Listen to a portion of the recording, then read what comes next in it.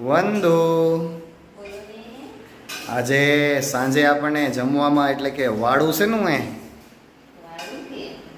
આપણો પ્રાદેશિક શબ્દ છે વાળું. વાળું એટલે સાંજનું જમવાનું.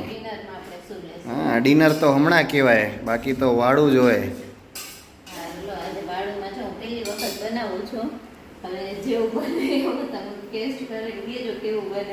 પણ પેલી વખત શું બનાવશે એ તો કે? અચ્છા, કારેલાની સબ્જી છે એમ? વાહ, સબ્જી બનાવું છું. હેલ્થ માટે કારેલા બહુ સારા ને. સાચી વાત છે. સરસ કારેલા જોયા ને સાખવાડા પાસે, તો એમ થયું છે ને કારેલા ટ્રાય તો કરું. મેં કોઈ દિવસ ખાધાય નથી ને કોઈ દિવસ બનાવ્યા નથી. બરાબર. આપણે પેલું જોડકણું, સરસ, જોડકણું આપણે પેલા બોલતા કે ઊની ઊની રોટલી ને કારેલાનું શાક. પણ હવે ખાવા તો જોઈએ, પણ વરસાદ નથી ને કારેલાનું શાક કંઈ વાંધો નહીં. ચાલો આ વર્ષે, અચ્છા બરોબર, એટલે કાંઈક એક બેમાંથી એક કાંઈક થાય તો વરસાદ આવે એમ ને? વાહ, સરસ. ચલો તો આજે હવે કારેલાની સબ્જી બની રહી છે, તમે જોઈ શકો છો. અને તૈયારી છે આ બાજુ. ઓહો,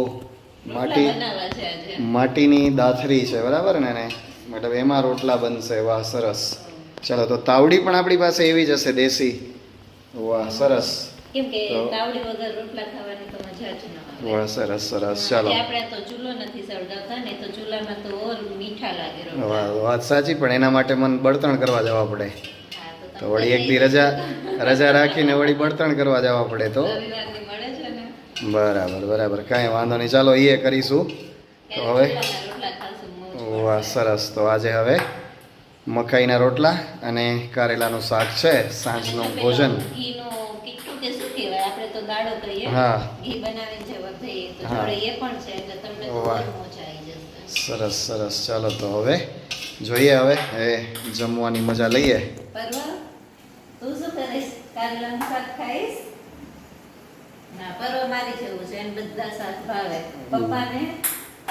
સરસ, અમને ભાવે, બધું ચાલી જાય, કાંઈ વાંધો નહીં. તો આજે આપણે કારેલાનું શાક અને મકાઈના રોટલાની મજા લઈએ. પર્વભાઈ, રોટલા બની ગયા છે અને હવે લાગે છેલ્લો રોટલો બની રહ્યો છે. તો હવે પર્વભાઈ તમે તૈયારી કરો, એટલે હવે આપણે અત્યારનું ભોજન જે છે વાળું, એ વાળું આપણે કરી લઈએ. તો દર્શક મિત્રો, અમારા આ બધા વિડીયોઝ તમે ખાસ જોતા રહેજો અને વિડીયોઝ કેવા લાગે છે એ પણ ખાસ કમેન્ટમાં જણાવજો. એ બની છે એ ટેસ્ટ કરી લઈએ અમે. જો બંને જમી રહ્યા છે. પર્વ, સબ્જી જરાક ટેસ્ટ કરો, કારેલા કેવા કડવા છે.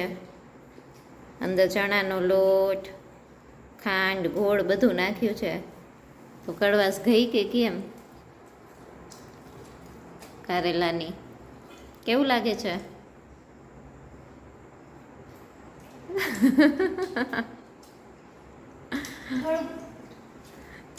સરસ છે. કારેલું કડવું હોય તો કડવું તો લાગવાનું જ છે, પણ સ્વાદમાં સરસ છે અને આપણા સ્વાસ્થ્ય માટે પણ જરૂરી છે. એટલે કારેલાની સબ્જી ખાવી જરૂરી છે. સરસ છે ટેસ્ટમાં. 100% એની કડવાશ તો ન જ નીકળે, પણ ખાવી પડે, હો ને? ઓકે પરવા? જો આ રોટલા, પછી ઘીનો કીટુ, સબ્જી બધું ચાલુ છે, બંને ખાઈ રહ્યા છે. ચલો મળીશું નેક્સ્ટ વ્લોગમાં. Bye bye.